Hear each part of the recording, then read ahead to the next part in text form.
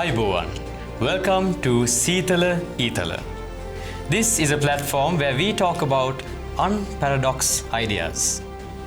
Here, where the youth assemble together in order to bring you a different view of life and society in Sri Lanka.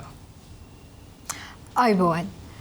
නූතනයන්ගේ මත වෙනස් කරමින් නූතන මතවාදධාරීන් බිහි කරන්නට හැදුණු අපූර්වතම තෝතැන්න සීතල ඊතල ගතානුගතික අදහස් වලින් යුක්ත සමාජයකට බුද්ධිඝෝෂර තාරුණ්‍යයෙන් හදවතට ආමන්ත්‍රණය කරන සීතල ඊතල වැඩසටහනෙන් අද අපි ඔබත් එක්ක කතා කරන්නට සූදානම්. And today's topic will be about the transportation sector of Sri Lanka. Now when it comes to this, we have a lot of problems, especially in Sri Lanka. This is a very contemporary topic because many of the general public, even the top policy makers, from even the smallest person to that largest person, has this problem. So to talk about this topic, we have assembled for you a young set of skilled youth who will be now taking the floor. Let's move on to introducing them. First off, we have Suleiman Ramiz, who is a final year law student and an ex-UNDP youth lead, currently a legal intern at the legal chambers of Mr. Shanaka Kure. Welcome, Suleiman. Hi, Sandra. Good to be here.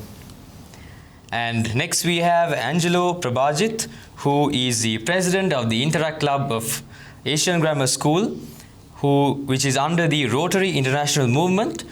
And he is also an active youth activist and a current Model United Nations delegate, and is also welcome here today. Welcome, Angelo. Hello, glad to be here. And next we have Yasanjiva Nanayakara, who is a second year law student at Royal Institute Colombo, who is also a community service advocate and a past Model United Nations delegate and an executive committee member. Thank you for having me, Sandra. And next we have Chiranthi Senanayaka, who is an advocate for youth empowerment incubation, and she was also the United Nations Youth Delegate for Sri Lanka in 2016 and 2017. Welcome aboard. Thank you so much for having me.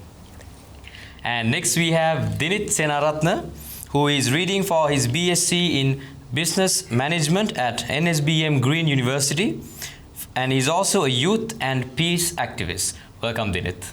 Hello, Sandra. Thank you for having me. And finally, we have Tuhan Sapumanage, who has completed his bachelor's in computing along with SIMA management level. He's also the president of the Colombo Gavel Club. Welcome, Tuhan. Good to be here. And now, to move forward. Yes. Indeed, to discuss something more about today's topic, ප්‍රවාහනය සහ ප්‍රවාහනයේ ගැටලු. මං හිතන්නේ අද වර්තමාන සමාජයේ විතරක් නෙමෙයි ඈත අතීතයේ ඉඳලම අර කරත්ත රෝදය හොයාගත්ත දවසේ ඉඳලම මිනිස්සු මුහුණ දීපු ගැටලුවක මූලාරම්භය වෙන්නට ඇත්තේ ඒක. ප්‍රවාහනය. රෝදයක් හොයාගත්ත දවසේ ඉඳලා ප්‍රවාහනය ගැටලුවක් වෙන්නට මූලික ප්‍රශ්න මොනවද කියලා හොයාගෙන යද්දී මම හිතන්නේ තාරුණ්‍යේ අද අපිත් එක්ක එකතු වෙලා ඉන්න කට්ටිය කතා කරන්න සූදානම්. ප්‍රවාහනයේ ගැටලු විශේෂයෙන්ම ප්‍රවාහනයේදී ලොකුම ගැටලුවක් වෙන what do we call traffic jams. Yes, indeed. So when it comes to traffic, I think the basic building block of why transportation was introduced was to communicate in a different way, right? So without communication, which requires a sender, a receiver, and these basic things, humans won't survive.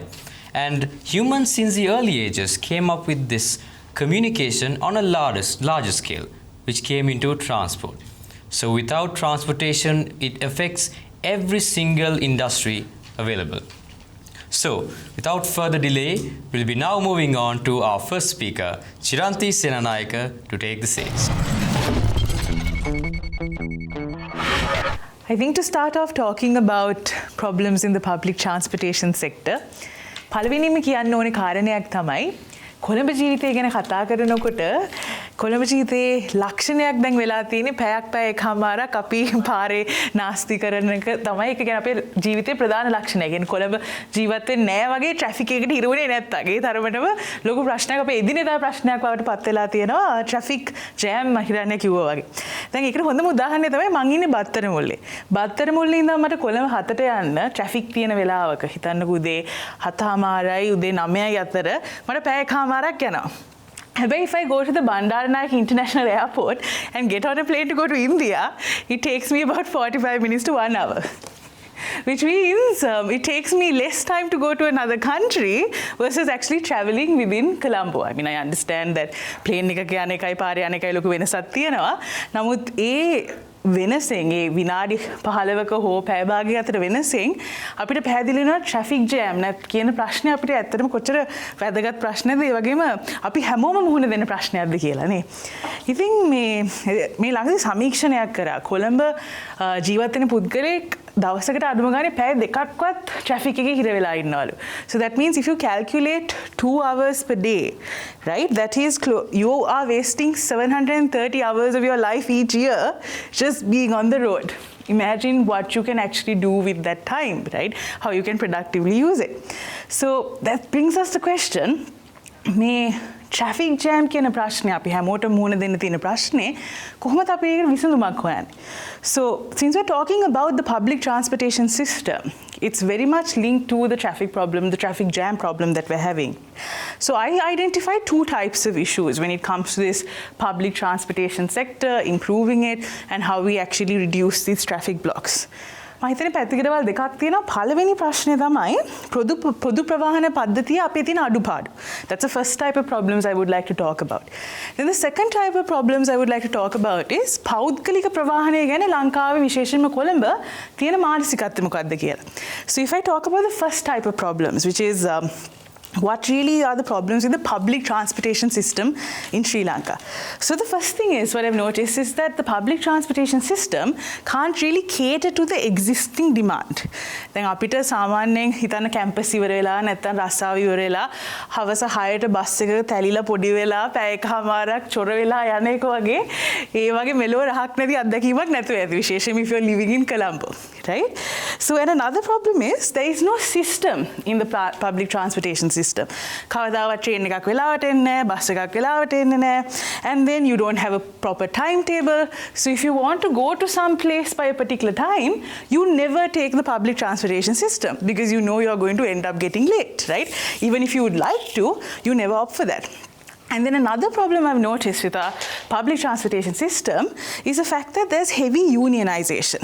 දැන් අපේ තියෙනනේ සේවක සංසදව අවශ්‍යතාවයන් අනිවාර්යයෙන්ම තියෙනවා. නමුත් මේ අවශ්‍යතාවයෙන් සපුරා ගන්න when they protest ඒකේ දුක ඒකේ පීඩනය විඳින්නේ අපේ ප්‍රධාන කියන්නේ සාමාන්‍ය මහ ජනතාව. දැන් රජයට විරුද්ධව action එකක් ගත්තත් the people who suffer from it is actually the public. So there was this very interesting strike that they recently did in Japan where I'm sure you guys would have also seen it, where the public bus drivers, they had a problem with their wages. So what they did was they actually used to give free rides to the public. They made sure that they came to work and they gave free rides to the public. මොකද එතකොට ඒකේ අලාභෙන්නේ රජයට මහ ජනතාවට නෙවෙයි. So that's actually effective protesting. නමුත් එහෙම දෙයක් නෑ ලංකාවේ එක්ක සේවය අත්හිටුවනවා ඒගොල්ලන්ගේ අවශ්‍ය දීමනා ලබා දෙනකම්. So what really is the solution to actually fix these public transportation related problems? So I think the first thing is we have to establish what we call private-public partnerships. That's my personal opinion with regards to the public transportation system. මේ පෞද්ගලික කාණ්ඩයයි විශේෂයෙන්ම රාජ්‍යයයි එකතු කරලා ඉවර වෙලා why is it important for us to have a partnership? Because then it's a perfect balance between having a profit motivated company that performs and that gives a qualitative service, and also you have another element පොදු ජනතාවගේ අවශ්‍යතාවය පිළිබඳවත් අවධානයක් ලබා දෙනවා. So it's like a balance. You have two aims. Then I feel the second solution is we have to have a higher investment in our public transportation system. We have to invest in a large number of buses, a large number of trains, comfortable buses, because the problem is පොදු ප්‍රවාහනයේ තුලින් අපිට ලැබෙන අත්දැකීම අපි ඒ අත්දැකීම කොච්චර කියන්නේ නීරසද කියනවා නම් අපි හැම වෙලාවෙම ත්‍රිවිල් එක යන එක හොඳයි කියලා හිතන බස් එක යනවට වැඩි. මොකද ඒකේ ප්‍රධානම හේතුව තමයි මොකද අපි කැමති නෑ ඒ වගේ නීරස අත්දැකීමක් ලබන්න. ඒ හින්දා we have to invest in a more comfortable experience. And the third solution I propose is we have to have a system in place. නීති පද්ධතියක් තියෙන්න ඕනේ. First thing is we have to make sure that especially when it comes to the buses that they can only take people based on the number of seats. Seats තියෙන ගානට විතරයි මගින් ගන්න පුළුවන්. අර සාඩින් ටින් වගේ පුරවන්න බෑ. ඒ විශේෂයෙන් they can't actually race, right? Just because they want to get to a bus stop by a particular time. So there needs to be a proper system of laws that is in place. Then the fourth thing is we also need to tell Sri Lankans that පොදු ප්‍රවාහනය කියන්නේ අපේම තියෙන සම්පතක්. අපි හැමෝටම තියෙන සම්පතක්. Because what I've noticed is when the Sri Lankan government invests in buses and trains and introduces new buses and trains in the system සතියක් යන්න නෑ එක්කෝ සීට් කඩලා නැත්නම් ටොයිලට් එකේ තියෙන කමෝඩ් එක කඩලා මොකක් හරි ප්‍රශ්නයක්, right? Like the entire bus or the train is destroyed. So that's because we don't understand the importance of common property. අපි හැම වෙලාවෙම හිතන දෙයක් තමයි මට පාවිච්චි කරන්න තිබුත් ඒ හොඳටම ඇති. අනිත් පුද්ගලයා පාවිච්චි කරන්න අවශ්‍යතාවයක් නැහැ කියලා. So we have to change that mindset as well. Finally, now let's talk about the second type of problems. පෞද්ගලික ප්‍රවාහනය පිළිබඳ මානසිකත්ව. So I think the first problem that we have is the fact that we look at a vehicle, a personally owned vehicle, as a status symbol. So if a family has 3 or 4 vehicles, ඒක තමයි ඒ කියන්නේ පොහොසත්ම පවුල ගමේ ඉන්න නැත්නම් ඒ area එකේ ඉන්න. So we think of vehicles as like a symbol of status, right? And the second thing is we don't as Sri Lankans actually understand how much of CO2 we put out by using a personal vehicle.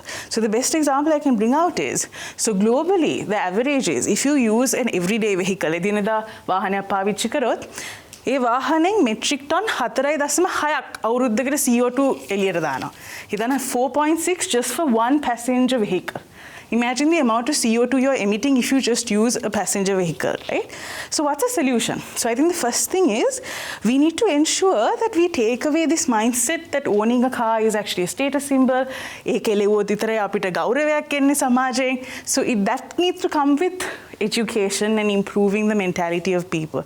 Then the second solution I propose is we need to teach Sri Lankans to be more environmentally conscious. අපි විශේෂයෙන්ම ලංකාවේ තියෙන ප්‍රධාන ප්‍රශ්න තමයි අපි පරිසරය ගැන වැඩි හිතන්නේ මොකද අනික් රටවල් වලට සාපේක්ෂව අපිට එච්චර ප්‍රශ්න පරිසරය කියන්නේ environmental pollution වලින් එන ප්‍රශ්න අපිට එච්චර අත්දකින්නේ නැහැ. ඒ කියන්නේ උදාහරණයකට ගත්තොත් අපිට we don't really experience the garbage problem as much as for example Malaysia experiences, right? Because it doesn't end up in landfills as much as it does in that country. So we are not very environmentally conscious and I feel like we need to improve that as well. So මං හිතන්නේ අන්තිමටම දෙන්න ඕනේ පණිවිඩය තමයි මේ ප්‍රශ්නෙට දෙආකාරයක පිළිතුරක් ඕනේ. පළවෙනි එක තමයි රජය හා පුද්ගලික සමාගම් එකතු වෙලා අපි පොදු ප්‍රවාහන පද්ධතිය දියුණු කරන්න ඕනේ. දෙවෙනි එක තමයි අපි අතරම තේරුම් ගන්න ඕනේ විශේෂයෙන්ම පොදු ප්‍රවාහනයේ දියුණු වෙනවත් සමගම විශේෂයෙන්ම ට්‍රැෆික් කියන දේ අපි හැමෝගෙම ප්‍රශ්නයක්, අපේ පෞද්ගලික ප්‍රශ්නයක්. ඉතින් අපි හැමෝම එකතු වෙලා ඒ දේ විසඳන්න ඕනේ කියලා. මං හිතන්නේ ගොඩක් කරුණු එතන කිව්වා. චිරන්තේ දැන් especially when it comes to private public partnerships ගොඩක්ම රටට not just when it comes to road development but also when it comes to waste management and these things private public partnerships are the key to moving forward as a country. Don't you think, Hiranya? Of course. හේතුව තමයි අපි තාමත් අඩු මානසිකත්වයක ඉන්නවාද කියලා හිතුණා චිරාත්නිගේ කතාවත් එක්ක අර පොදු ප්‍රවාහනය භාවිතා කරන්න මොකක් හරි අර මැලි ගතියක්. මොකද අර අඩුවක් සමාජයෙන් වෙනත් පැත්තකින් බලයිද. මොකද ඒකට හේතුව වෙන්නට පුළුවන් වෙන්නේ අයගේ කතාවෙන් ප්‍රකාශ වෙච්ච විදිහටම අර මං වචන කිව්වොත් හීනමානය කියන එකක් සමාජයේ ජනතාව ඇතුළත ඇති වෙලා තියෙනවා. මං හිතන්නේ ඇගේ කතාවේදී මං ගක්ක වටිනම කාරණේ තමයි මම මේක සිංහලෙන් කිව්වොත් ජපානයේ ඇය කියපු විදිහට එක්තරා ගැටලුවකදී ඒ කියන්නේ ප්‍රවාහනයේ ඇතිවෙච්ච ගැටලුවකදී ලංකාවේ නම් අපි උද්ඝෝෂණ කරයි වැඩ වර්ජන කරයි සේවය අත්හිටුවයි ඔන්න ඔය වගේ ප්‍රශ්න වලට යන වකවානුවකදී ජපානයේ පොදු ප්‍රවාහනයේ රියදුරන් බස් රථ රියදුරන් සියලුම මගීන්ට නොමිලේ ප්‍රවාහනය සපයන තැනට කටයුතු කරලා තියෙනවා. ඉතින් එතනින් අපිට ගන්න තියෙන දේ මොකක්ද? ශ්‍රී ලංකාව වගේ තවමත් දියුණු වෙමින් පවතින රටක් එක්ක රජයට නැත්නම් පෞද්ගලික ආයතනයකට පහර එල්ල කරනවා නම් are we going to do such nonsense or are we going to do something different? So I think the next speaker will discuss something more about this topic. So we welcome Dinit Senaratne you to this place to talk. මගේ කතාව ආරම්භ කරන්න කලින් මම දැනගන්න කැමති අද මෙතන ඇවිල්ලා ඉන්න සමූහයෙම කී දෙනෙක් පොදු ප්‍රවාහනයෙන් ආවද? පොදු ප්‍රවාහනේ කී දෙනෙක් ආවද? ත්‍රිවිල් එකේ ඌබේ එකේ That is පොදු ප්‍රවාහනය. දැන් මම මේ ප්‍රශ්නේ අහුව ඇත්තටම කාටවත් ඇඟිල්ල දික් කරලා කියන්න නෙමෙයි ඕගොල්ලන් වැරදිකාරයෙක් කියලා. මේ ඇත්තටම අපි ස්ටැට්ස් බලද්දී මේ සම්බන්ධව ඕගොල්ලන් දන්නවද 5.7ක් විතරයි පොදු ප්‍රවාහන වලට යොමු වෙලා තියෙන්නේ කියලා ලංකාවේ. 87.1%ක්ම පුද්ගලික වාහන තමයි භාවිතා වෙන්නේ. කොළඹවට විතරක් නෙමෙයි ලංකා පුරාම ගත්තාම මේ 87.1%ක්ම තමන්ගේම පුද්ගලික ප්‍රවාහනේ තමයි ගමන් බිමන් වලට යන්න කැමති. දැන් මේකට හේතු කාරණා ගොඩක් තියෙනවා. අපි චිරන්ති කිව්වා වගේම තමයි පොදු ප්‍රවාහනය ගත්තාම පොදු ප්‍රවාහනයේ යම්තක් දුරට හොඳ වුණත් අඩුපාඩු ගොඩක් තියෙනවා. අපිට දියුණු වෙන්න හැදෙන්න තැන් බොහොමයක් තියෙනවා. මිනිස්සු කැමති පෞද්ගලික වාහන භාවිතා කරන්න. Now when we take ourselves, almost all of us come from a suburban area, yeah? So suburban areas don't really facilitate public transport. You need to make your way to a city and then continue with public transport. So let's talk convenience for us. Instead of switching between two vehicles, it's easier for us to come in one vehicle, yeah? So compared to moving in from a tuk maybe to a bus, it's easier for us to commute the entire way in a tuk itself. And considering the rate at which companies like Uber, Pick Me promoted their three-wheelers and all, well, we face that situation. And the other thing is the lack of discipline when it comes to the streets. නීතිය කියන දේ නැත්තටම නැති වෙලා වගේ තියෙන්නේ අපි අපේ දැන් පාරවල තත්ත්වය බැලුවොත් මට ලයිසන් එක හම්බෙලා දවස් 2-3ක්වත් ගියේ නැහැ. දැන් ලයිසන් එකට ඉගෙන ගත්තනේ දේවල් දැනුම ලබා ගත්ත කොහොමද පාරේ ගමන් කරන්න ඕනේ ඉරි කපන්න නැතුව යන විදියයි ඔක්කොම මම හිතුවේ හරි දැන් හැමෝම නීතිමය විදියට ගමන් කරයි කියලා පාරේ. වාහනේ අරගෙන පාරේ යද්දි මට තේරිච්ච එක දෙයක් තමයි මට සර්වයිව් වෙන්න ඕන නම් පාරේ මටත් නීතිය කඩන්න වෙනවා. මොකද අනිත් මිනිස්සු නීතිය කඩද්දි මං විතරක් හරි මාවතේ යද්දි මම ඇක්සිඩන්ට් එකකට භාජනය වෙන්න තියෙන chance එක සෑහෙන්න දුරට වැඩි වුණා. අර ඒ වගේ තත්ත්වයක් තියාගෙන අපිට බලාපොරොත්තු වෙන්න බෑ මේ අපේම මේ සිස්ටම් එකේ ඉම්ප්‍රූව්මන්ට් එකක්. අනිත් දේ තමයි මට මෙන්ෂන් කරන්න කැමති චිරන්ති කිව්වා වගේම තමයි කොළඹ ඇත්තටම කොළඹ විශේෂයෙන්ම පීක් අවර්ස් වලට ඒ කියන්නේ සාමාන්‍යයෙන් උදේ 6 ඉඳන් 10 විතර වෙනවත් එක්කම ඒ වගේම හැන්දෑවේ ආයි 3න් පස්සේ 4 ඉඳන් ආයි 8 විතර වෙනකම් සෑහෙන්න දුරට ට්‍රැෆික්. මේවා පීක් අවර්ස්. මේ වෙලාවේ අපි වාහනයක් එළියට දැම්මොත් අනිවාර්යෙන් ට්‍රැෆික් එකේ හිර වෙලා ඉන්නවා පැය දෙකක්වත් නේද චිරන්ති අඩුම. පැය දෙකක්වත් අඩුම මේ ට්‍රැෆික් එකට අපි හොවෙලා ඉන්නවා. මේකට සොලියුෂන් එකක් විදියට තමයි රජයෙන් ෆ්ලයිಓවර්ස් හයිවේස් ඉන්ට්‍රොඩියුස් කරේ. දැන් ඔයගලන්ට මතක ඇති දෙහිවල ෆ්ලයිಓවර් එක හැදුවා. ඒකෙන් ඇත්තටම ලොකු ඉම්පැක්ට් එකක් තිබ්බද? ට්‍රැෆික් අඩු වුණේ නැහනේ. ඒක විතරක් නෙමෙයි අපි රාජගිරියේ ෆ්ලයිಓවර් එක ගැන කල්පනා කරලා බලමු. රාජගිරියේ ට්‍රැෆික් තිබ්බා ඉස්සර ඉඳන්ම. තිබ්බ හින්දා විසඳුමක් විදියට තමයි ෆ්ලයිಓවර් එක දැම්මේ. නමුත් අර ට්‍රැෆික් එක අවොයිඩ් කරන්න මිනිස්සු වෙන මාවත්වල ගියානේ. ෆ්ලයිಓවර් එක දැම්ම ගාම ඒ මිනිස්සුත් මේ පාරට ආයෙ එන්න ගත්තා. ෆ්ලයිಓවර් එක ලේසි සොලියුෂන් එකක් කියලා හිතාගෙන. ඒකෙන් ආයෙමත් රාජගිරියට ට්‍රැෆික් එක එහෙම් පිටින්ම ෆ්ලොක් වෙන්න පටන් ගත්තා. ඒකින්ද අපි ෆ්ලයිಓවර්ස් හයිවේස් මත ඩිපෙන්ඩ් වෙන එක එහෙම ලොකුවට ඒ කියන්නේ it's not really a how would I say this, it's not a real substantial way, you know, a long term way of avoiding traffic. And the next thing I wanted to point out is the other reason people choose to deny public transport is a lack of proper time schedules and proper discipline. Let's take bus schedules for example. We wouldn't know at what time a bus would arrive at your stop. One way we could tackle this problem is maybe give this away to a software company and develop a software where you'd get a phone update saying, okay, bus is arriving in your area. Wouldn't people prefer to move into public transport if such a system was available? So there are solutions that we can move forward with, but we'll just have to see how it works in the future. I mean, it's the youth, it's us who can actually bring about this change in the world. And finally, I would like to mention just one more point.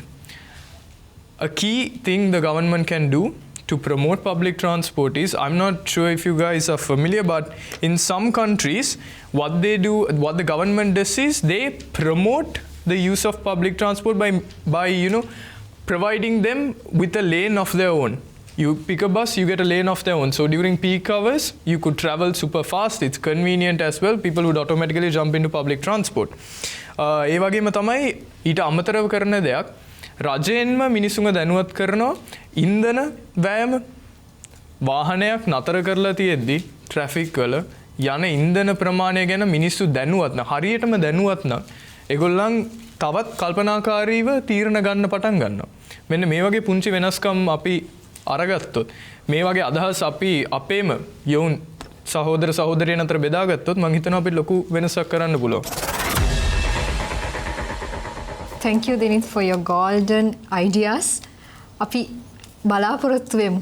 නුදුරු අනාගතයේදීම ඔහුගෙන් කියවෙච්ච වටිනා අදහස් ප්‍රායෝගිකව ලංකාව තුළ ක්‍රියාත්මක කරන්න පුළුවන් වෙයි කියලා. මොකද ඔහු අතින් කියවුණා software නැත්නම් සිංහලෙන් කිව්වොත් මෘදුකාංගයක්. මම හිතන්නේ ඒක යුගයේ අවශ්‍යතාවයක්. මොකද අපි හරි කැමති easy going life එකකට. අපි හැමෝම මම හිතන්නේ අපේ යුගයේ අවශ්‍යතාවයක් වහම තාරුණ්‍ය විතරක් නෙවෙයි. අපේ අම්මලා තාත්තලා එතනින් එහාට ඊට කලින් පරම්පරාව වුණත් කැමති වෙයි කාලය ඉතුරු කරගෙන, ශ්‍රමය ඉතුරු කරගෙන, ධනය ඉතුරු කරගෙන තමන්ගේ වැඩ කටයුතු කරගන්නට. අන්න ඒක නිසා මම හිතන්නේ අපි වගේම තාරුණ්‍යයේ ඉන්න අර software engineers ලා නැත්නම් software developers ලා අපිත් එක්ක අත්වල බැඳගත්තොත් හරි අපේ community එකෙන් අපි හදලා දෙනවා මේකට software එකක්. අපි මේ public transportation එක තවත් develop කරන්න මේ software එකෙන් දෙයක් කරන්න පුළුවන් කියලා අපිට යෝජනාවක් ආවොත් මම හිතන්නේ ඒක ගොඩක්ම හොඳ වෙයි. තව එක දෙයක් කියන්න තියෙනවා. දිනිත්ගේ කතාවේදී බොහොම අපූර්වට කියුණා නීති පද්ධතිය මාර්ග නීති සුරක්ෂිතද ලංකාව තුළ. සදාචාරාත්මක සම්පන්න රියදුරන් සහ පදිකයින් ඉන්නවද කියන එක. So we have to discuss something more about these topics. Indeed, Hiranya.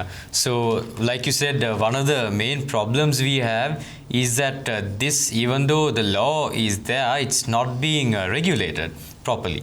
And I think Dinith really presented that well to all of us, the discipline, how the lack of discipline on the roads actually manipulates people to, it even forces even us to not go in that flow, right? So I think as all of you did witness, hopefully these young minds will one day take up the stage in these big positions and can implement these actual solutions rather than substantially just implementing things like highways and flyovers, because we need to properly think about the solution before we implement them. And we need that to happen so. Exactly, in yeah. the near future, yes. not so far. Exactly. We need it to happen now because the future is now, isn't it?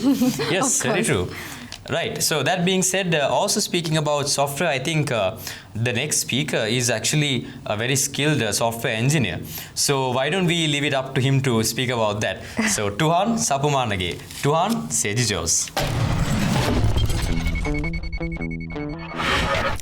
Thank you, presenters, and just both my friends, good friends Shiranti and Dinith already covered some of the key areas that we could start our discussion on. So moving on, I would like to start off from where he left on software. So me having a majors in computing, what I can tell you is that the traffic is actually a big issue, right? So in the peak hours, like Dinesh said, traffic has already been a big issue, and we came up with this software which uses artificial intelligence to solve the issues of traffic in the metropolitan area. So trying to to share the knowledge of what we did in the software, what we did was every junction. So we take into account to the artificial intelligence system the capacity of a particular junction or a road, and the speed at which a vehicle moves and the alternative routes the vehicle can take, and based on that the software system takes decision and route the vehicles the next best alternative, so that there won't be any congestion, because the software is taking decision, not like a person, someone from traffic police taking the decision, because no matter how experienced the person is, he cannot see beyond the junction that he is in. But the software system, because it's integrated, it can direct the vehicles to the next best route, and that kind of artificial intelligence solutions, I believe, will be able to substantially improve the level of congestion and improve the traffic flow in the metropolitan area. Apart from using software, still I believe Sri Lanka still is having too many vehicles, far more than what it should have when compared to other developed countries, because they usually use some transportation modes, greener modes like bicycles, but here we have, like Chiranti said, that one family sometimes have about 5-6 vehicles, and that actually increase the number of vehicles that are coming in a given day. What you can do is, I think the government, there are some rumors that the government has already taken measures to stop this. They are trying to impose a tax system in the peak hours for the vehicles that enter into the urban areas.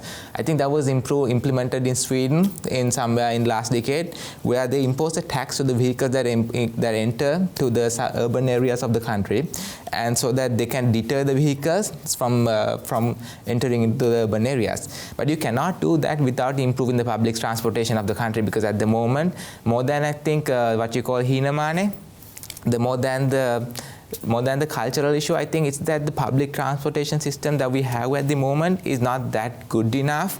Because I mean, wording, if you say, it sucks, okay? Because I mean, it's never on time, and the fares are usually not consistent and not reliable at all, and in terms of safety. So I think we need to improve the public transportation system, and potentially not just make it convenient, but also make it greener for everyone to use that, so that they feel some sort of a pride that using some sort of a public transportation than trying using the carbon emission vehicles. And before I sum up, I would like to point out that the violations, the authority said that if you want to survive in the road, you too have to do some violations. And the issue is, I think, that there are people who have pride to tell that I was stopped by this cop and I got fined. I think that mentality should change, and that it should be more objective, because sometimes, whether we accept or not, every country has corruption, not in Sri Lanka. It's just that Sri Lanka has a bit more than a developed country, but every country has corruption.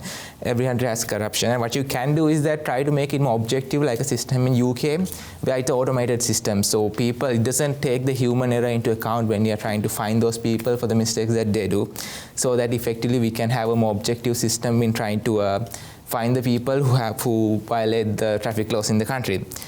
With that, just to summing off everything, using an AI-based system to direct the traffic in the country, and try to have a peak tax for the peak time for the country to deter the vehicles from entering into the urban area in the peak hours, which I think there are rumors that government will implement, and if not, they will see this and hopefully implement, and try to foster the clean energy infrastructure and electric infrastructure needed to get people promote getting electric vehicles, because you can have so much tax subsidies for the electric vehicles, but you need that infrastructure to get the said technicians and the companies to come here with the spare parts needed, and try to objectively measure the violations that you take, violations that are involved in road traffic violations, and try to, most importantly, improve the public transportation. And just adding to what I said last time, we could have something like a Singapore transit, where they have the train system and it's based on a point system. So you take 4 trains, if I'm not mistaken, when I was there, it was like 4 trips, and 5th trip you get a free thing. So people would actually want to get those points rather than using an Uber, even though it was convenient, because they get the points and it's a free trip after all. And it is important that we have a clean as in convenient public transport, and improve the discipline of the people who actually use it. Like I said, people vandalize the things because they are only concerned about themselves, so we should improve the discipline and the culture of the country. With that, I would like to hand it over back to the presenters. Thank you. I really like the way that you identified this concept where you need to romanticize in the public public transport system for people to actually like it. I mean, if you take, like, for personally, or one of my childhood dreams is, since my father has lived in Italy, is that to ride a train in Italy. literally. I mean, nobody in Italy would want to dream to ride a train in Sri Lanka. I would not think so. So like the fact of romanticizing these transportation systems comes with an effective system in place within the country, and I think Tuhan emphasized that on that quite a lot, and we can move forward with it as well. And one more thing, Hiranya, that he did say was that these software companies and that can in fact come into Sri Lanka and help us in this. But however also, and the ones that are already there. But one question that can arise there is the infrastructure problem, like we did discuss, and I think we can discuss this furthermore as you go on the debate as well. So the problem there is, actually the great solution there is that what I mentioned earlier, the controlling of law and order is done without human error. And I think that is one of the most magnificent solutions we have here today, don't you think, Hiranya? Of course, because we have to discuss something deeper on that thing. Because ඔහු කියපු විදිහට අර සුබවාදී අදහසකින් මිනිස්සු ලෝකේ දකිනවා නම් මීට වැඩිය වෙනස් සංකල්පයන් වලට අපිට යන්න පුළුවන්. අපි ඊළඟ අවස්ථාව Sulaiman Ramis, it's your chance to make your opinions on this stage. Fantastic. It's lovely to be here again. I mean, when we talk about traffic and the road transport system, one thing I have to start with is we have to be grateful to the policemen who get out on the street every day in the morning and every day in the evening. And I mean, I used to live in Atul Kotte, and throughout the Parliament Road, they would literally be there for 2, 3, even maybe 4 hours and make sure that the traffic moves in the best possible way, given the limitations that they have. And I think as a country, we need to be grateful for what they're doing, because I believe it's, no one really sees the amount of hard work they put. But having said that, we obviously need to aspire to reach, higher standards in terms of a transportation system that a country has. Now, what I'm going to do is, I think the issues in our transportation system have been highlighted fairly well. So I'm going to suggest a few solutions to them, some of them even a little difficult to achieve given the current situation in the country. And by current situation, I mean simply we have bigger priorities to focus on. But I think moving forward, if these could be implemented, there would be a lot of benefit to us and everyone else. So for starters, in terms of how infrastructure and the road network works, the most practical and most basic thing I can think of is, and this is something that I think all of us can relate to, the municipal council is not coordinated at all. You would find the people who come and tar the road, come and do it on, say, the first day of the week, Monday, and then 2 days later, the water board comes and digs up that very same road that they constructed, and they don't fix it back. Right?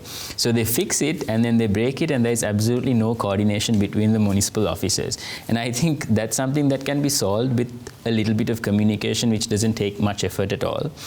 The second thing, and I think this is a big issue that I personally face, is the timing that they pick for road maintenance.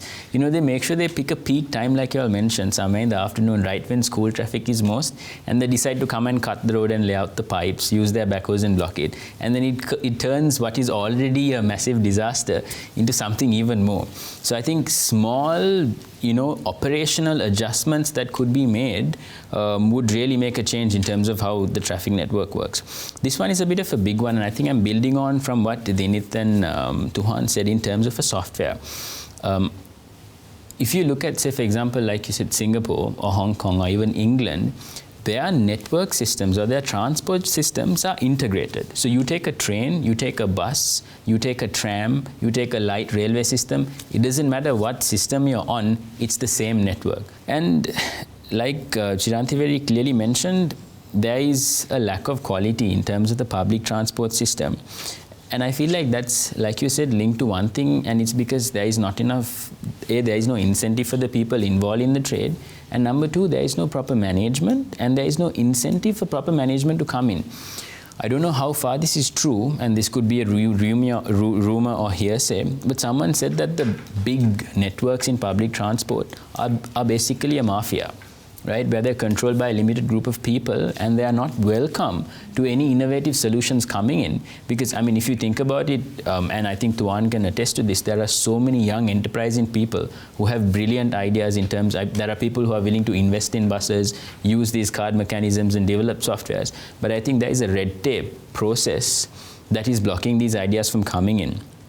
And the last thing that popped into my mind when I was thinking about this was, imagine the people who have cars, privately owned vehicles. One of the biggest problems they face is parking.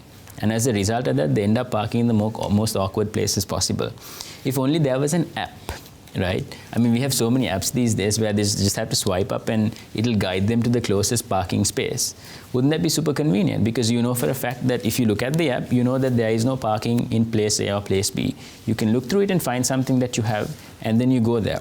So to basically wrap this up, I just want to say, in the most basic sense, that it's funny that traffic is even a problem because it's a data management problem, right? If you calculate the data, and if you come up with a proper solution for it, and if you invest, and I don't even think it's going to be a big investment to put your money, you know, where your worth is and put a couple of cameras in junctions and whatnot and understand how the road network works, we would probably be able to cut down traffic, and this is not an accurate percentage, but at least about 50-60%. And I think that's where I'm going to leave you all. Hopefully, you know, in about 5-10 years, we would have roads where we won't have to you know, scold everyone, make sure that we get from A to B safe. Thank you so much, Sulaiman. I think he has moved on to a different path in our discussion. අපි බලාපොරොත්තු වෙමු අපි දකින සිහිනය අද සීතල ඊතල තුලින් අපි බලාපොරොත්තු වෙන හීනය නුදුරු අනාගතයේදීම හැබෑ වෙයි කියලා ශ්‍රී ලංකාව ප්‍රවාහනය අතින් පහසු තැනකට ගමන් කරන අර අපි කියපු විදිහේ ට්‍රැෆික් ජෑම්ස් අඩු වෙච්ච රටක් බවට පත් කරමු කියලා මම ඔහුගේ කතාවේ දැක්ක විශේෂම දේවල් කීපයක් කිව්වොත් අර මාර්ග ප්‍රතිසංස්කරණය ගැන ඔහු අතින් කියුණා ප්‍රතිසංස්කරණයට යොදා ගන්න දින සහ ඒ කාලවකවානුව සුදුසුද උචිතද මොකද ගොඩක් වෙලාවලට ඔහුගේ කතාවේදී කියුණා පාසල් අරින වෙලාවට එහෙම නැත්නම් මේ සේවා ස්ථානයෙන් සේවකයෝ බැහැර වෙන අවස්ථාවලට තමයි මේ ප්‍රතිසංස්කරණ කටයුතු සිද්ධ කරන්න යොදාගන්නේ.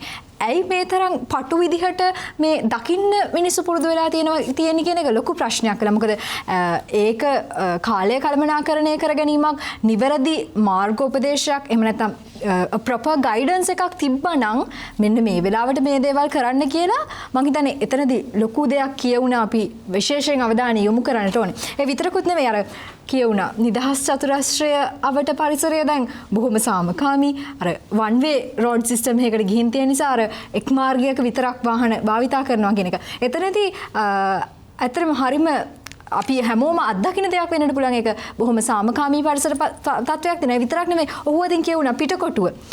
අර පිටකොටුවේ අර අපි දකින්න shopping complex එකක් විදිහට අපිට දකින්න ඕමනාව තියෙනවා නම් අර නිතර ගමන් කරන වාහන ටික අපි නැවත්තලා දැමුවොත් ඒ කියන්නේ පදිකේන්ට විතරක් විවෘත කරපු මාර්ගයක් බවට පත් කෙරුවොත් පිටකොටුවේ අර වීදි සංකීර්ණය ඔහු අදින් කියුණා අර ලෝකේ වෙනත් කිසිම තැනක දකින්නට නැති බොහොම අපූර්ව වෙළඳ සංකීර්ණයක් නැත්නම් shopping complex එකක් බවට පත් කරගන්න පුළුවන් කියලා. මම හිතන්නේ ඒක බොහොම වැදගත් කාරණයක් ඔහු අතින් කියවෙච්ච.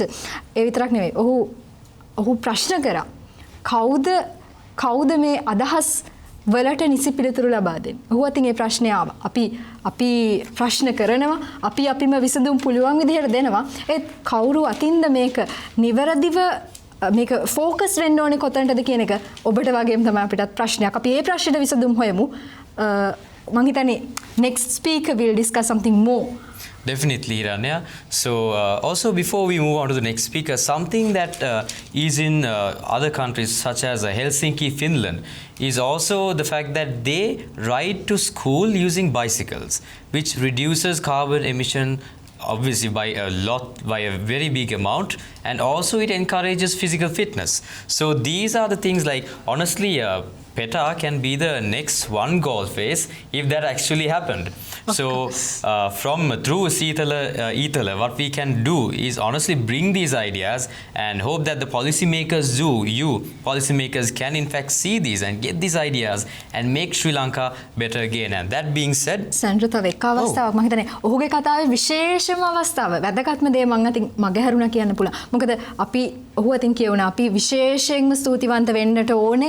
එහෙම නැත්නම් ගෞරවයක් පුද කරන්න ඕනේ ශ්‍රී ලංකා පොලිස් පද්ධතියට කියලා. And even during the April attacks, they valiantly they exposed themselves out to the bombs and they still went on the roads to protect all of us. So I think honestly, and the people also respected them by giving them bottles of water and respect them a lot. So Seethala Eathala honestly expresses our high respect to the police force, but however we do also again see the fact that our system does need tweaking and developing. That being said, Hiranya, we can move on to the next speaker. Yeah, I think the next speaker is ready to speak something different and something more. Being a second year law student, he will definitely bring out something interesting for us. Yasanjiva Nanayakara. Yasanjiva, this is your turn. Right. Thank you, Sandra, for having me on this program again. And for one specific reason, I do not have my laptop with me at this point, because I think something as the issue of traffic is something where we can all relate to. What I mean by that is, even if Angelo wanted to get to one of his friends' surprise birthday parties, if Suleiman wanted to go to his university, or even if Chiranti wanted to be on time for work, we all face the problem of traffic. And as a reason for it, if someone calls us and asks us where we are and why we are still at that same point, the common one-word answer would be traffic. And I don't think that's necessarily a good excuse to give someone. I think it's a big problem. And the one aspect that we are, I think, not looking at this point is also because of traffic, because of our time being wasted. Inherently in our subconscious minds, we are stressed out. And the reason for being so stressed is because we know we are going to be late for something. If I'm a university, for example, for me, I'm a university student and I live in Ratanapidiya. That is a junction in between Boralaskama and Papiliana. My university is conveniently for me in Kohuala.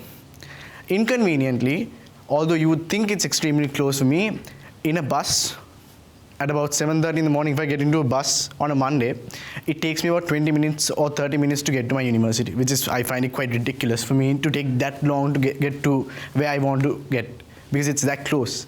I think this is something where Chiranti again and again focused on how it takes such a long time because of traffic and whatnot. And I think at the end of this, one thing that we all can agree is the primary reason, whether there exists the issue of illegal windows, mixed traffic signals, whatnot, the primary issue is නීතියට අනුකූලව විනය ගරුක රියදුරන් මේ රටේ නැත. ඒක සත්‍යයක්.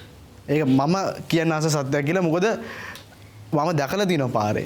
මම අහලා දිනව මිනිස්සුන්ගෙන් මිනිස්සු කොපමණ දුරකට නීතිය නොඅනුකූලව ගමන් කරනවද කියලා. ඒ කාරණේ දිනෙද්දුත් කිව්වා මෙතනදී how he got his license and he saw people probably going on the road as if they don't have their license and they don't know how to drive. And I think that's one of the biggest problems. So no matter how much of issues that we have and no matter how much of solutions we give, unless we first go to an attitude change, because ලංකාවේ මිනිස්සුන්ගේ රියදුරන්ගේ attitude එක තියෙන්නේ principles තුනක් එක්ක විතරයි. ඒ principles තුන තමයි මම පෙරට, මම ඉදිරියෙන්, මම ප්‍රථමයෙන්. හැම රියදුරෙක්ම මෙන්න මේ මානසිකත්වයෙන් පාරේ ගමනාගමනය කරන්න ගියොත් කවුරුත් ඉදිරියට යන්නේ නැහැ. And as a result of it, I think a lot of us suffer. And what I mean by this is, even if it's an issue with regards to pre-planning. For example, this is a thing that Suleiman brought up, saying that traffic can be construed as a problem of data management. And he's extremely correct when he says this, because if there was pre-planning, there needs to be proper data management. If there's proper data management, then pre-planning process becomes easier, allowing you to have a better outcome as a result of your pre-planning, which is not happening here. And it has not been happening here for a good, well, as Hiranya put it, until from the start of us figuring out what a turning wheel is in Sri Lanka, I don't think we've been managing data. And I think that's the biggest problem that we are facing.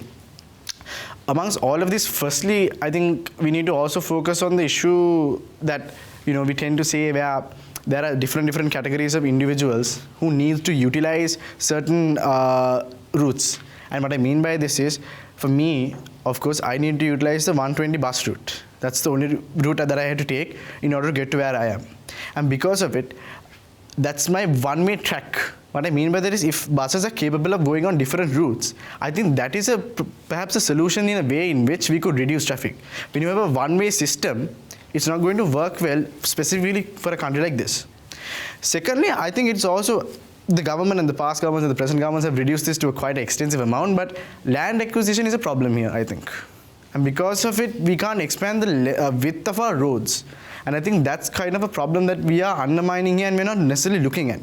Or they have acquired the land, but as a failure of data management, they have failed to understand the degree to which they should have a width of the road to facilitate the number of vehicles that go about in the road per day or per whatnot. And apart from this, I think the main thing that was brought up by Dinit and Tehan both was with regards to having flyovers and whatnots, right? I think firstly you need to look at the purpose of a flyover. If you build a flyover and the purpose is not achieved and it acts as a counterproductive thing, it's not going to work well for you. Because at the end of it, you've done something, but it gives you no solution. It just stays there. I think that's a fundamental issue. And all of this, again, is attributable, in my personal opinion, with regards to data management and pre-planning by the local authorities. At the same time, I believe that with regards to what Tuhan said, the existence of a certain form of app, I think it's extremely beneficial, because that way people have the ability of knowing exactly the schedules and whatnot, the routes and whatnot, and I think it's going to make life way easier for them, in order for them to travel and whatnot. However, there are a lot of contention points that even I have in my mind, which we will be hopefully discussing in the second round of this show today. With that, I'd like to leave you to your presentation. Thank you, Yasanjeeva, for that insightful speech. Something that Yasanjeeva did in fact mention was that this road planning system and the land acquisition problem. So now in general, api ඕනම කෙනෙක් Google Maps ඇරලා බැලුවොත් ලංකාවේ සිතියමක් උයි පිටරට සිතියමක් ගත්තම ලංකාවේ සිතියම නිකන් උමගක් වගේ. හැබැයි පිටරට කොච්චර ලස්සනට තියෙනවද පාරවල් නේද? අන්න ඒකෙන්ම කියනවා, from that itself you can say how much pre-planning our country has. Not to put our country down, but to point out the fault. Right? So, and it is possible that this can still be solved, because one of the main reasons why there is a traffic problem is because there are no proper roads. That is also part of the problem. So I think Yasanjeeva did in fact highlight that very strongly.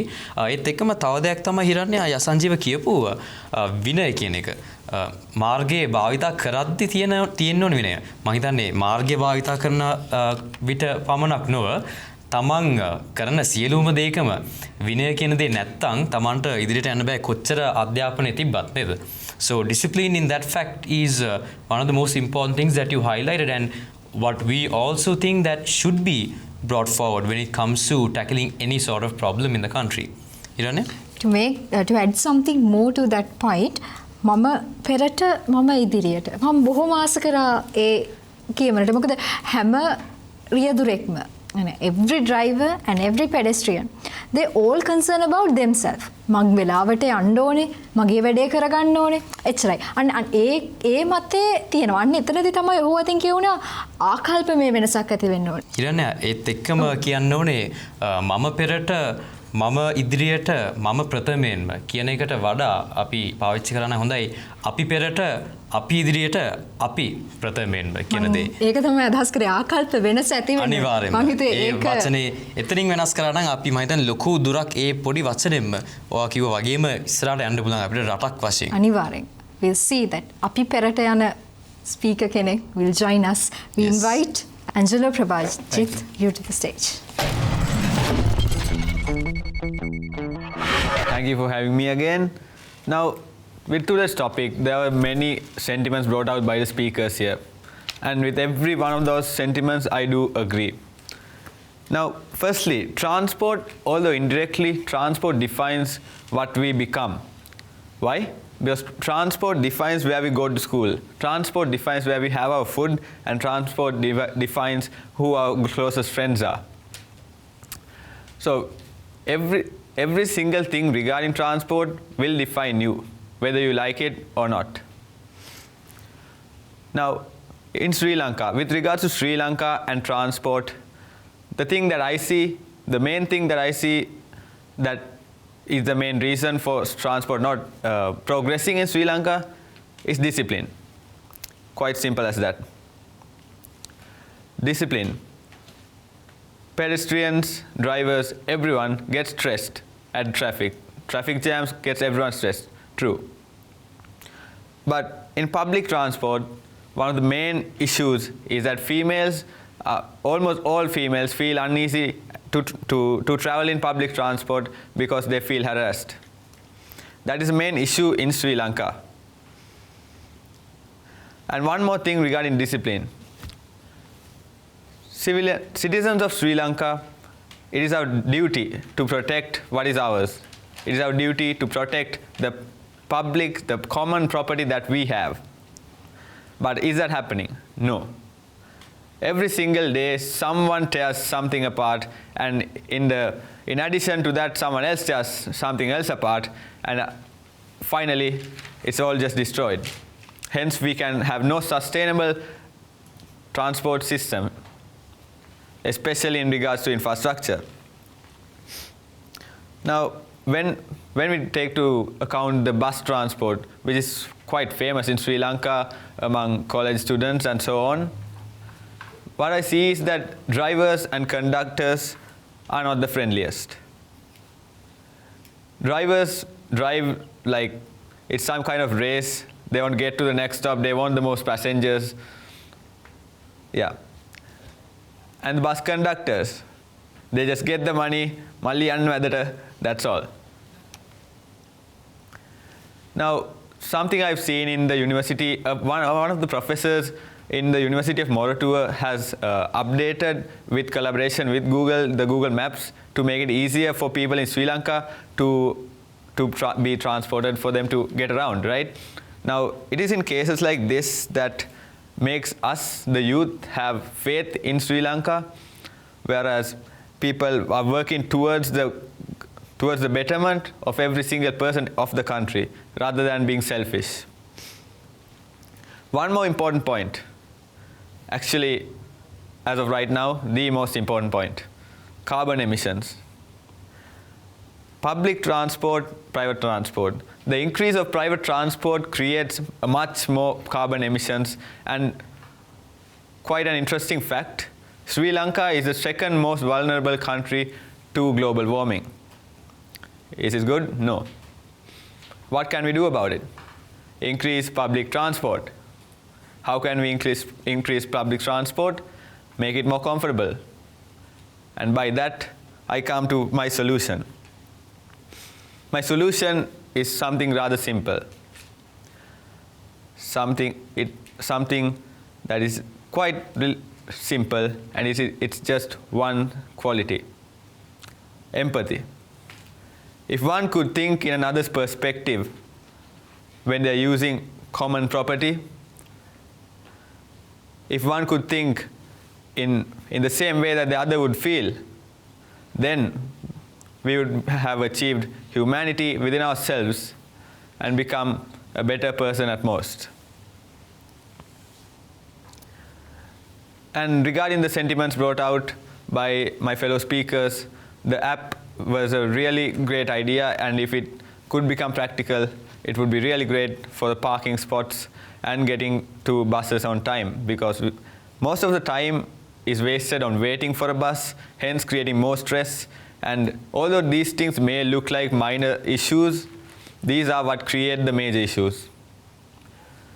So finally, I'd like to say that indeed, what I believe is that doesn't matter what infrastructure we build, doesn't matter how big we become, how big of an economy we have. At the end of the day, if we don't think about the other person, then we would have achieved nothing. As I could remember, when we were in grade 7 or 8, under the lesson of citizenship education, we had sympathy and empathy. So it was only for the textbook. අපි පන්ති කාමරය ඇතුලේදී එහෙම වුණාද? සහකම්පනය සහජීවනය. බොහොම සරලව ඔහු අතින් කියවුණා එම්පති. අනිත් කෙනා ගැන හිතන්න පුළුවන්කම. සහකම්පනය අපි තුල ඇති කරගත්තා නම් මීට වැඩිය ප්‍රවාහන පද්ධතිය සහ මේ රථවාහන පද්ධතිය ශ්‍රී ලංකාවේ මීට වැඩිය වෙනස් මගකට යයි කියලා. Understanding each other's perspectives is what is also important, because not every bus conductor is the same, not every bus driver is the same. Most of them are personally, I know some of them personally also. They are really good people.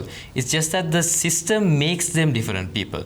And I think we should, while understanding that also, we should be addressing this even more, I think, Hiranya, in the later discussion that we're moving on to next. Of course, once after the break, I think Yes. we have many more things to discuss Definitely. and come to a good conclusion with many solutions. අපි මුණ ගැහෙමු විරාමයෙන් අනතුරුව විවිධ වූ මතගට්ටනයන්ගේ මත පොකුරක් එක්ක යාවත් කාලීන කරන්නට මේ ප්‍රවාහනය සහ ගමනාගමනය.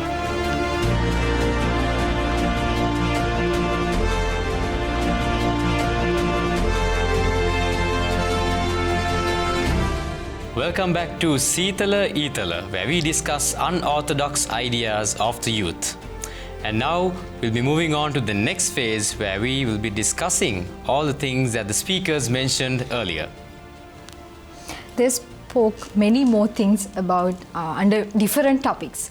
Now they have the chance to raise their own questions and they can share their questions with each other. So I think they may have many questions to raise. Yes, especially when it comes to these apps that were proposed and all these different, very strong ideas were proposed earlier. So I think, would anyone want to direct the first question? Tuhan? Oh, we have lots of hands, but Tuhan, sure. So my first question goes to Chiranti. Yes. So you mentioned about how the public transportation can have a partnership with private sector and public sector.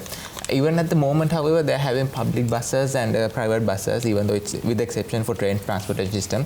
Can you explain to us and enlighten us how it's different from the existing public-private partnership that we have at the moment? Right.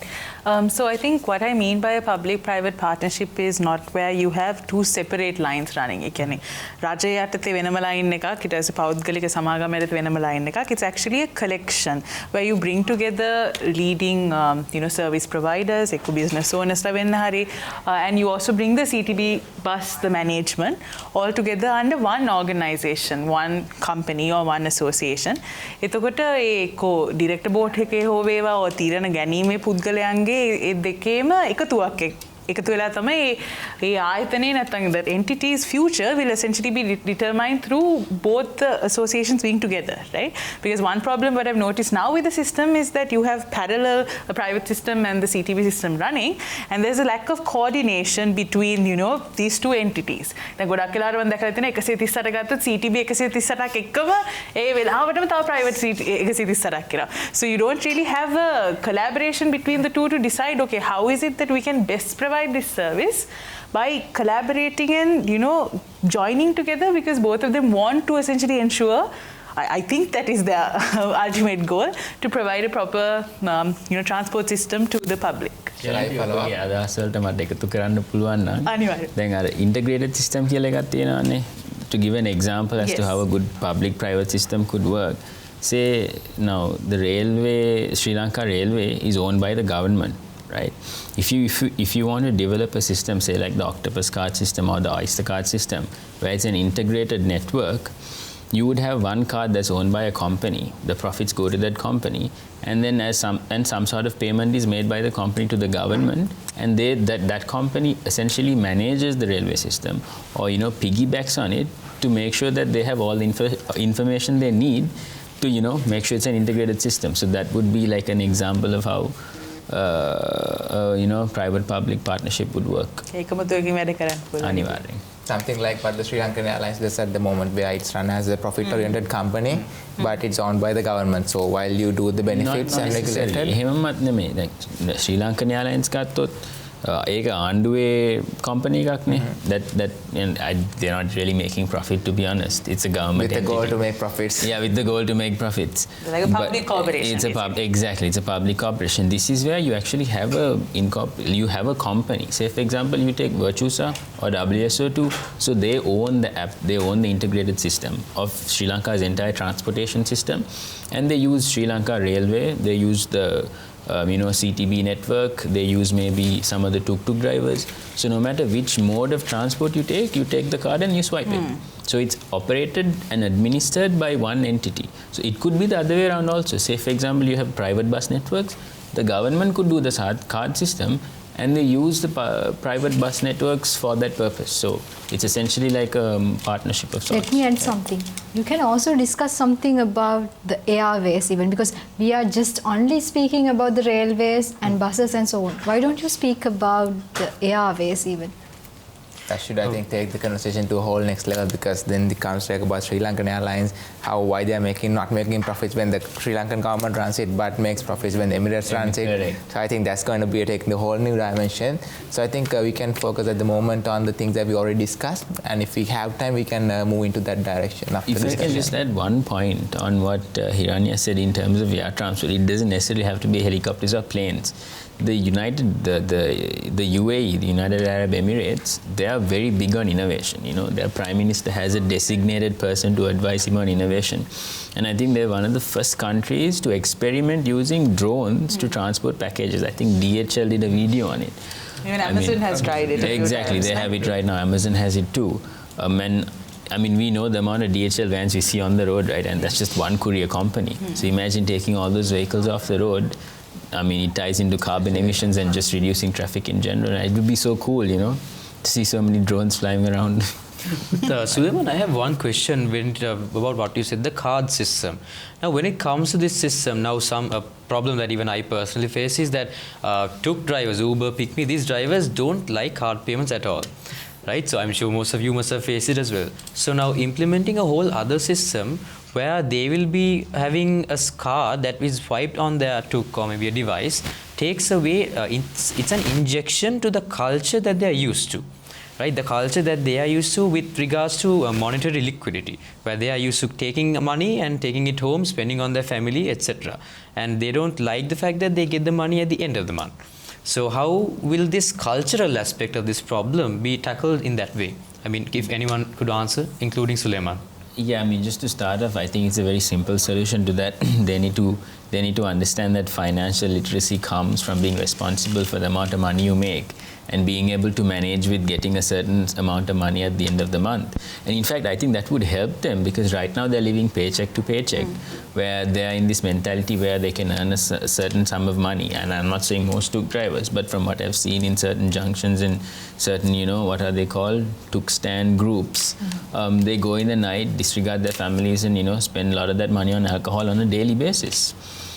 So it's basically a culture change in that sense, where they need to be given, where I think the whole of Sri Lanka needs sort of a polishing up on financial literacy. Yes. I think the education system is more prominent to tackle that with regards to financial literacy, etc. Right? All right. So that being said, I think we should be moving on to topics that we entertained earlier, such as the electric vehicle systemes that and was also that proposed. Power, yes. Saving of energies. Exactly, yes. That was, I think, proposed by Tuhan himself. Tuhan, Dinit, would you like to comment on this? Well, yes. Now, for example, you said that we don't really have charging ports, especially in urban areas. Yeah, we take the metropolitan. We don't really get that abundance of charging systems and all. Why do you think this is? Is this because the technology is new to the country, or is the government not really paying much attention to this industry? I think it's mostly because government doesn't pay enough attention, because if they want to, I think, I'll take an example. If they bring fuel, they get commis. okay, which they are being dependent on. I think moving into electric system, they would lose that commerce and that the take that they get from that. So people are reluctant to move into electric charging system, even though it is good for the country. So more than the technology change, that is, I mean, you can bring the full parts, the complete system, and just come and install, which they have done in Expressway E01. So that kind of a system is not actually technology in my opinion, but the reluctance of the government and some people fearing that they might lose the cut that they get from importing fossil fuel and other fuel-based gasoline kind of fuels that they bring to the country. තුහන් මේ තව දෙයක් අහන්න පුළුවන්ද මට දැන් ශ්‍රී ලංකාවේ රජය විසින් මොකක් හරි ක්‍රියාමාර්ගයක් ගන්න නැහැ කියලා කියනවනේ අපි දැකලා තියෙනවා දුර බැහැර ප්‍රදේශවල විශේෂයෙන් සූර්යාලෝකයේ වැඩිපුර ලැබෙන ප්‍රදේශවල සෝලාර් පැනල්ස් දැනටමත් يعني ගෘහස්ත පරිභෝජනය සඳහා වුන් භාවිතා කරන අවස්ථා අපි දැකලා තියෙනවා මේක තවදුරටත් දියුණු කරොත් අපිට බැරි වේද ප්‍රවාහනයටත් මෙතනින් මොකක් හරි හයිබ්‍රිඩ් වෙහිකල්ස් වගේ දේවල් වලට එතනදී අපිට කියන්න බෑනේ තාමත් urban areas වල මේක ගිහින් නැහැ කියන එක. මොකක්ද එතනදී ඔබ දකින්නේ? suburban areas වලට. මම හිතන්නේ ඇත්තටම suburban areas වලට ගිහිල්ලා තියෙනවා city එකට වඩා. මොකද ඒ පැත්තේ solar panel එකක් තියලා local solar power plant එකක් තියෙන එක ලේසි කොළඹ වල ඉඳන් වයර් එකක් අදිනවට වඩා. ඒ නිසා මම හිතන්නේ suburban areas වල ඇත්තටම technology ගිහිල්ලා තියෙනවා. but සමහර policies ගිහිල්ලා තියෙනවා. ඒ කියන්නේ අර කලින් කිව්ව කොමිස් මුදල වගේ ඒගොල්ලන්ගේ අර take එක ගන්න ඕන නිසා සමහර policies ගිහිල්ලා තියෙනවා purposefully to discourage people using solar panels. මම හිතන්නේ government එකෙන් ඒගොල්ලන්ගේ priority එක දෙන්න ඕනේ policy එක government එකේ solar panel clean energy වලට move වෙන්න. ඒ policy එක ගෙනාවොත් මම හිතන්නේ අපිට ඇත්තටම අර කියන charging station concept එකට යන්න පුළුවන්. මොකද අපි මොනවා කතා කරත් අපි clean vehicle කිව්වත් තෙල් පුච්චලා නම් ඒ company electric charger ගන්න වැඩක් නැහැ concept එක we lost its moral purpose of actually having that. ඒ නිසා අපි solar panel urban areas වලට ගිහිලා තියෙනවා but government එකේ policy එක ඕනේ ඇත්තට මේක facilitate කරන්න to improve the infrastructure that we need there. අපි බලාපොරොත්තු වෙමු අනාගතයේදී අපිට අනිවාර්යෙන්ම ඒත් එක්කම හිරන්නේ අපි තව දෙයක් ලොකු විශේෂයෙන්ම මම හිතන්නේ the root cause that the transportation sector and everything else concerns is that the discipline. I think Yasanjeev you spoke about this විනය ගැන ගොඩක් කතා කරා වාගේ කලින් අර්ථකථනයේදී. ඉතින් ඒක ගැන අපිට පොඩ්ඩක් කියන්න කැමතියි තව. ඒත් එක්කම විනය පිළිබඳව Yasanjeev, don't you have a question? You had, if I'm not mistaken, a small controversy earlier with someone else. Would you like to direct that? Yes. It was not a controversy with regards to discipline per se, in relation to discipline. And this was a question for Duhan specifically. You mentioned that there should be a taxation in the case of peak hours or someone. Could you elaborate on what you tried to bring out from that and the policy and the effect of which will take place? Sure.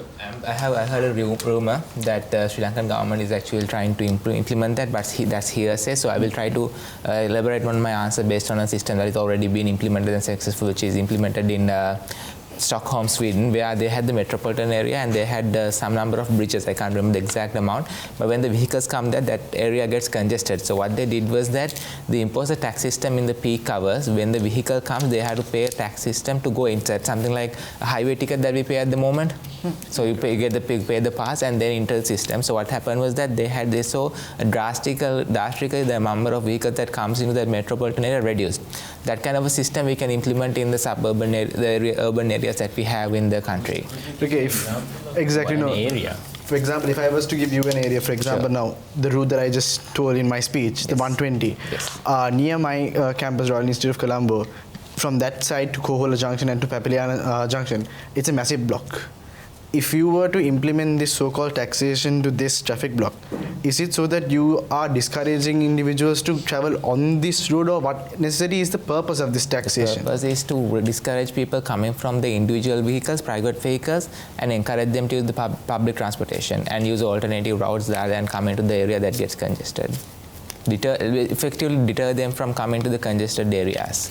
Okay, if I may ask, because I think, if I may say, if a person is working as much as hard as they can and they hustle every day to earn a specific amount of salary and to invest that into a specific vehicle that they want to purchase, that is of course for their convenience. That's their right of entitlement. And if 120 is the only route, and I specified on this because there are certain issues where a person is unable to go from any other route but travel on one particular route. if that is the case, is it reasonable and fair for us to impose a taxation on these individuals we already know the taxation culture when it comes to cars in Sri Lanka.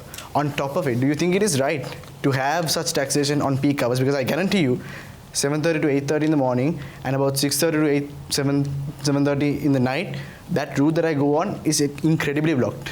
I go on that route and it's incredibly blocked every weekday. And I don't think, as a person of experience on that route, it would be reasonable for there to be a taxation. I think my answer for that would be twofold. Firstly, it concerns about, you said about if it would be fair for the people to actually get charge a tax, right? That refers to the financial discipline of the people, like in our country. If you remember, I mentioned in our speech, like Chirante said, people try to get the vehicle to show their status instead of actually being able to financially fund the investment. So I think that would actually, like what Sulaiman said, they would deter them from actually doing an investment like that, going on a lease, rather than actually having a logical reason, being financially stable. So I think it would be fair, because if we have invested on the vehicle, that they should be able to actually, they should not be investing on something that they can't bear the cost of. And secondly, regarding the road, it's not the entire road that we are trying to charge a tax for. It's just some congested areas. For example, Rajagiri, that area from LOLC to the new building that you come up with, I can't remember the exact name, the Nava or something, that building, that area is being charged. And so they can take an alternative route from, if you remember the Ambagha Junction, I think call it, from the HNB behind the, from Ayurveda Junction, so they can take an alternative route without coming to the congested area. Hope I answered your question. Yeah, you did. That's a very technical yet good solution, Tuhan. Also, Angelo, I'd like to ask you, you mentioned quite a lot about harassment that ladies and men both equally, I think, go through in public transportation systems. So if I'm not mistaken, there is more than half, that's about 60 to 70% of pedestrians that travel on public transport do get affected by harassment. So what do you have to comment on this with regards to, and everyone else as well, when it comes to this problem? Now, what I believe is that when it comes to this harassment in public transport, it has become kind of a taboo that people don't even talk about it. And as the youth, I think it's something that we should talk about and we should try to solve without actually ignoring it. Because right now, as we see it, it's in its peak level, right? It's not getting any better. Women don't feel easy at all going through public transport, and in that case, we should as coming back to the last point, which was talking about discipline. The discipline in public transport should increase, whereas we could tackle this issue as well. If I could add to that, Sandro, the term why I use Vinaya specifically is not only for you on traveling, in the sense for not even driving. I mean your etiquette even in a bus. And for instance, what I mean by that is, if any of us, being male specifically or females, if we were to see something that is not right happening to an individual in the form of harassment or something, we wouldn't be of the type where we would keep our mouth shut or look away or look at the window. We'd be the individuals who actually speak up and make sure that doesn't happen. What would happen to our health and our consciousness is not guaranteed, then people can call that a stupid move. But I think at least I would do something stupid for the sake of someone else, because I don't think it's right of our culture to be as such, where we don't talk up, where we don't take action for these kind of issues. And if it's going to contribute to public transportation, if it's going to act as a negative for a reason for people not going into public transportation, it's certainly something that we need to talk about. Exactly, because yeah, Sanjeev, the culture is one of the most important key cards when it comes to transportation and people engaging in it, don't you think? Exactly. Yes, very true, Sanjeev. And yes, Tuhan. And if I may add on to that, I think regarding the harassments, if you remember, I talked about in a previous one of the conversations that we had in private about reverse psychology. Oh, if you have clean buses, if you have seats that, like Chirante said, that we only take passengers for the number of seats that we have, then when we have clean buses, people would not do such harassment, because when everything is congested, only they would be tempting to do so, assuming that no one would see. So if we can actually standardize and have a clean transportation system, comfortable one, people would actually not take such steps to do so. Definitely. I think, Hirane, don't you think that talking this much, the level of these problems that we talk about here, that they talk about here, are totally, things that Now we are change in the makers peak. talk about. Exactly. I mean, these are questions, these are problems that and solutions that change makers, people who are in big positions talk about, but yet they speak from their personal experiences, literally from the 120 bus route, right? So you see the balance that we have achieved through this show, Seethala Eathala, that I think we have achieved a balance where all of you have become a middleman for the big corporates for them, the people in the big positions and the people in the small positions, because even I think you and I are people who travel in the buses and use these public transport actually. So I think we have come to quite a proper balance, I think, when it comes to this problem. Don't you think, මම Kiran? හිතන්නේ මේ යෞවනයින් ප්‍රේක්ෂක ජනතාවගේ හදවතට ආමන්ත්‍රණය කරලා ඉවරයි.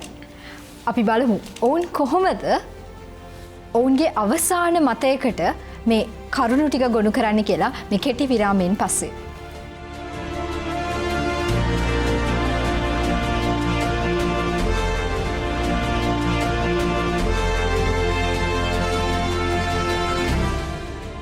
Hello and welcome back to the final session of Seethala Eathala. And now we have come to, I believe, all of them, all these young speakers have come to a consensus on on the discussions that they have taken with regards to what the road development and the traffic problems that we were discussing all this time. So when it comes to this, I believe Tuhan would like to begin with his conclusion. Yes? Yes, Sandro, I would talk about software because that's the most relevant topic to me.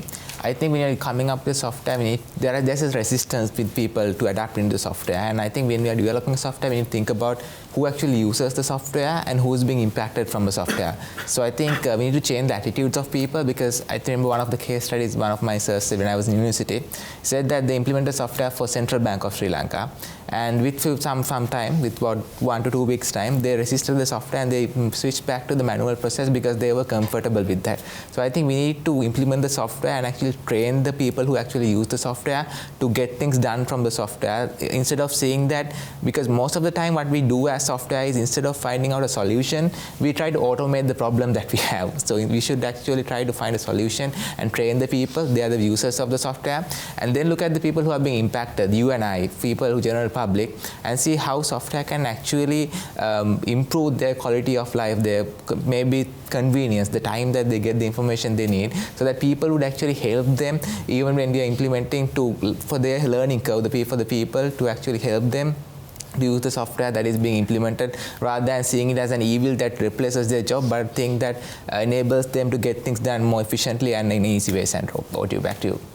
And the rest of the solutions, I'd like the speakers to take over and present, because they have all come together with compromise to find one final solution with all these aspects together. So when it comes to this, we now have the next set of speakers who will be presenting it. Dinit, I believe? Yes, so the problem I had was also with Tuan, and that was regarding electric vehicle charging portals, yes?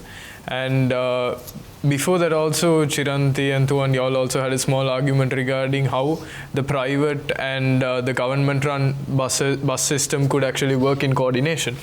Now, you see, it's almost as if alliances and unions have more of a strong and impactful say rather than the government when it comes to this.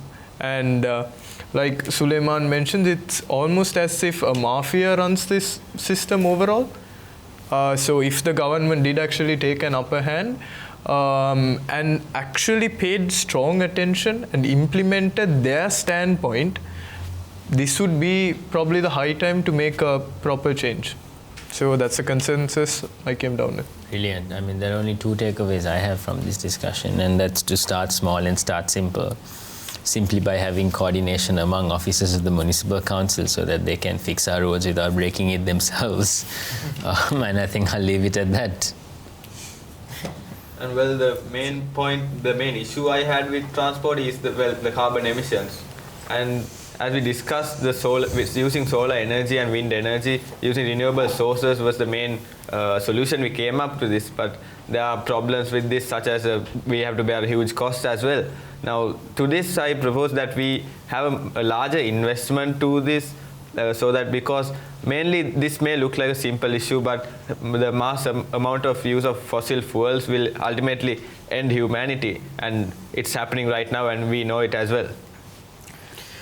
And for me, of course, the conclusion that I raised is that in order to resolve all this, no matter how many solutions that we have, we need to be individuals who are law-abiding. We need to be individuals who are disciplined in all aspects. That is how you drive and how you travel as a passenger. And I think, as Hiranya probably pointed out, there are issues that goes on, such as harassment and whatnot in buses and whatnot. And I think people need to step up. People need to talk. People need to change their attitudes and the ways in which they think. And they need to go out of this bubble that they live in and try to understand that the world is so much bigger than what they think they are, and to become better human beings. I think if you can be a better human being, I don't think we would even have the problem of traffic to begin with, if you simply are a law-abiding, good individual citizen. මම හිතන්නේ තුහන් දැනට මෘදුකාංග කියන්නේ software ගැන කතා කරා. නමුත් ඒකට යම්කිසි දෙයක් එකතු කරන්න ඕනේ. ලංකාව වගේ රටක මම හිතන්නේ මෘදුකාංග මේ විදිහට නිර්මාණය නොවෙන්න ප්‍රධානම හේතුව තමයි අපේ රජයේ අනුග්‍රහයකත්වය මත. Because to develop a software you need money. And once you develop it, if no one purchases it, then the developer won't be incentivized to develop it. ඉතින් අනිවාර්යයෙන්ම මොකද පොදු සේවාවක් උදෙසා මේ මෘදුකාංගය නිර්මාණය වෙන හින්දා අපිට අත්‍යවශ්‍යම සාගතකේ තමයි මේ වගේ දෙයක් නිර්මාණය වුණොත් රජයේ අනුග්‍රහයකත්වය ලැබෙන එක. අනිවාර්යෙන්ම ශ්‍රීලන්තේ ඒත් එක්කම මම හිතන්නේ හිරන්නේ අපේ කාලය අවසන් වෙනවා, and when it comes to yes මම හිතන්නේ ප්‍රශ්න ගොඩක් එක්ක ගත වෙච්ච කාලයක අවසානයේදී අදහස් එකතු කරගෙන ඒවට බොහොම අපූර්ව විදිහට ඔවුන්ගෙන්ම එකතු වෙච්ච විසඳුම් එක්ක තමයි මම හිතන්නේ අද දවස අපි මේ වැඩසටහන නිමා කරන්නේ බොහොම සුබවාදී විදිහට. ඔබට විවිධ අදහස් ගෙදර හිටපු ඔබට තියෙන්නට ඇති මේ වගේ දෙයක් මේ ප්‍රවාහන පද්ධතියට එකතු වුණා නම් හොඳයි කියලා. You may had many more different something more than these guys. So අන්තිමේදී ඔබට යමක් හිතන්නට ඉතුරු කරා නම් මම හිතන්නේ සීතල ඊතල හරහා අපිට ඒකයි අවශ්‍ය වුණේ. තවදුරටත් ඔබේ හදවතට තට්ටු කරලා අහන්න මේ හිතන විදිහ මං හරිද කියලා. ඔබට විනාඩි 2-3ක කාලයක් අද දවසේ මේ වැඩසටහනින් පස්සේ හිතන්නට පුළුවන් වුණොත් මට වෙනස් වෙන්න පුළුවන් වුණොත් අර කිව්ව විදිහට මම පෙරට නෙවෙයි අපි පෙරට යන්නට පුළුවන් වෙයි. ඒ කිව්වා වගේම හිරන්නේ අපිත් පෙරට යමු. මම හිතනවා ඔයා කිව්වා වගේම හිරන්නේ whoever is sitting and watching this behind that TV screen, you must have had ideas yourselves too. If so, it is definitely you who can change this world, this country that we are going through, because it's not just the big corporates, it's not just the big people upstairs doing all the hard work, doing all the not so hard work, but it's us, every single individual, does not matter what amount of work we do, that contributes to the success of our nation. So all of you saw different perspectives coming together with compromise and serving as one. And that's it for today's show, and see you next week.